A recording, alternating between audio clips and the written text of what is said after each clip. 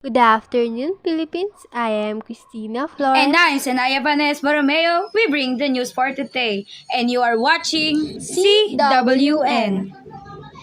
Let us have the headlines first. 2 PWD arrested for embezzlement. Actor Dominic Rocco and four other suspects were arrested in drug bypass operation in Quezon City. What a shame Farmer slammed President Bongbong Marcos' Singapore trip to watch F1 Grand Prix. Adelaide 36ers made an historical game on beating Phoenix Suns, a top contender team in NBA.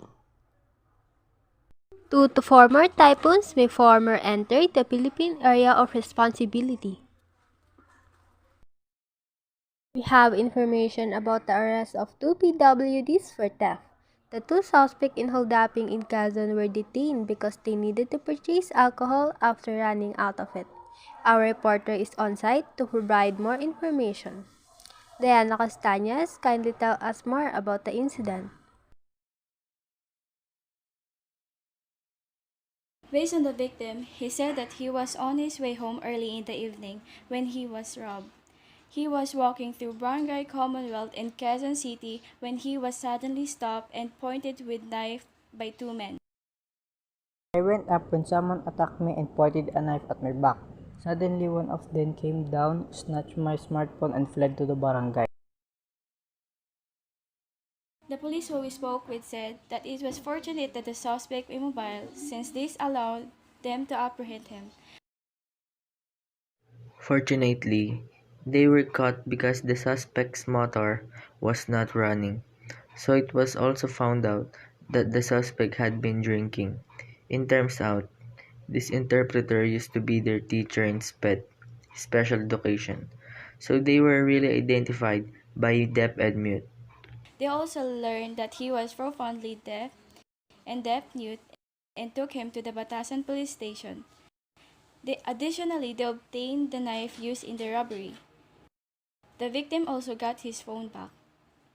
Again, I am Diana May Castañas here in Quezon City. Back to you, Christina.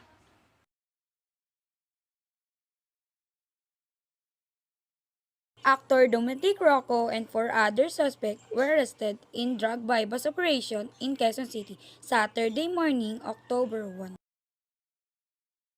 The five suspects were allegedly in possession of 10 grams of marijuana, which is estimated to be worth of 14,000 pesos, and 15 grams of shabu, which is worth of 102,000 pesos according to the police in the barangay Holy Spirit, Quezon City, a townhouse. Served as the operations. Location, the principal suspect, Reynaldo Sanchez, including actor Dominic Rocco, and two other man and a lady were all detained by the Quezon City Police District.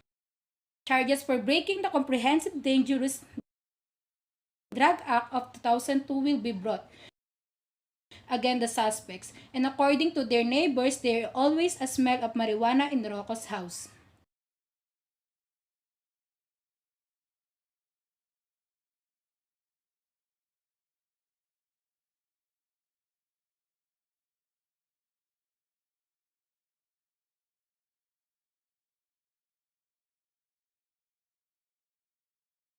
What a shame Farmer slammed President Bongbong Marcos' Singapore trip to watch F1 Grand Prix. While thousands of Filipinos are still living in shelters as a result of recent typhoon, critics have attacked Philippine President Ferdinand Marcos Jr. Weekend travel to Singapore to attend Formula One races after receiving a barrage of online criticism. Marcos Jr. acknowledged his journey to Singapore for the Grand Prix event in a brief message and photos he posted on Facebook on Monday night.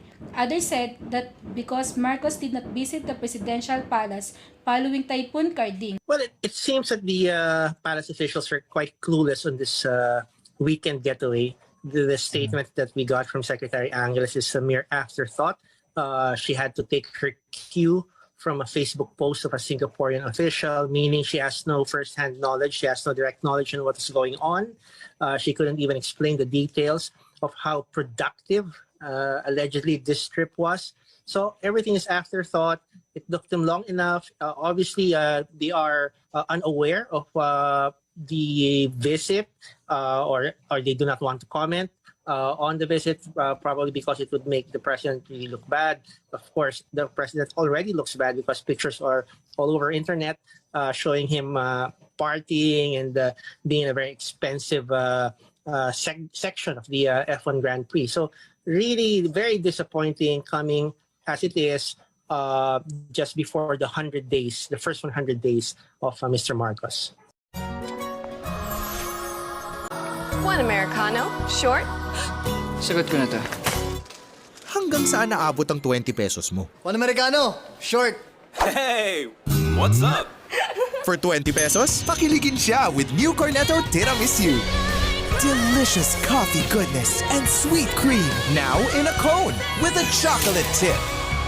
New Cornetto Tiramisu. Sarap magpakilig.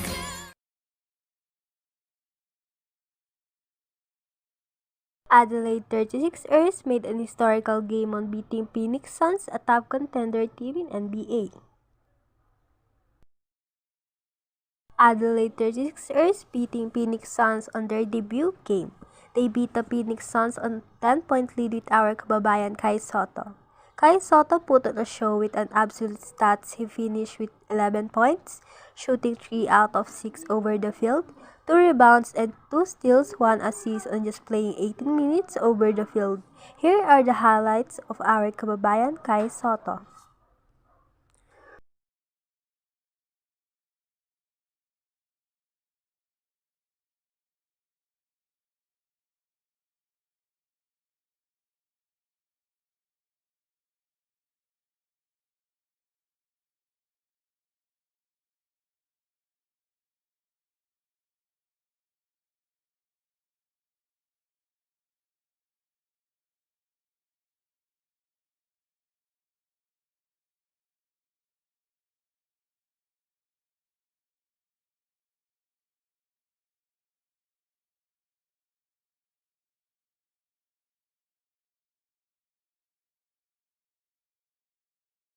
Aren't we proud that our fellow Filipino we can watch on TV and carry the flag of the Philippines in the basketball field?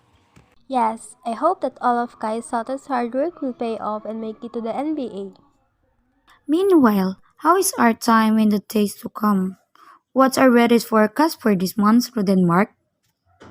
Hello, Borromeo. 2 to 4 more typhoons may former enter the Philippine area of responsibility this month of October based on the expected data. The potential typhoon this month may make landfall in the center or northern Luzon, the Bicol region or the Caraga region, and because it's still monsoon season, if the typhoon debuts, it is possible to cause monsoon rays. So far, no typhoon have been seen inside or outside the PAR. Easterlies are now affecting the eastern part of Luzon and Visayas, while the intertropical convergence zone is in Mindanao. This morning, expect rain in some parts of the Cagayan Valley, Aurora, Calabarzon, Mimaropa, and Bicol region. It will also rain in some parts central and eastern Visayas and even Mindanao by afternoon. Rain is possible in the rest of the country. Also expect rain in some parts of Metro Manila based on the rainbow forecast of Metro Weather. That's all for today. Thank you. Thank you so much, Roden Marcopolio. And that's the end of the news until the deliver of the news again. It is your servant, Sanaya Banes Borromeo. And I am Christina Flores, and this is CWN.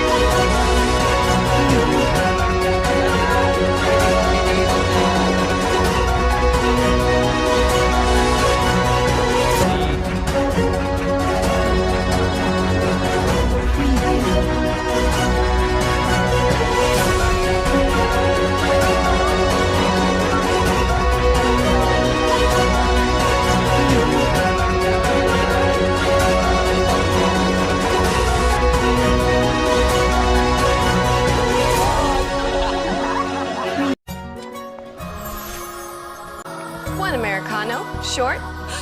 Sagot ko na to. Hanggang saan naabot ang 20 pesos mo? One Americano, short. Hey, what's up? For 20 pesos, pakiligin siya with new Cornetto Tiramisu. Delicious coffee goodness and sweet cream. Now in a cone with a chocolate tip.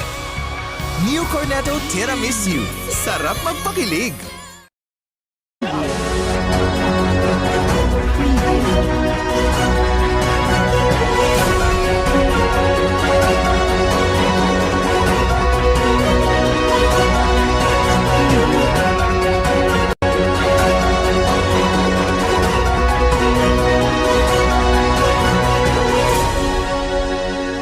Preview.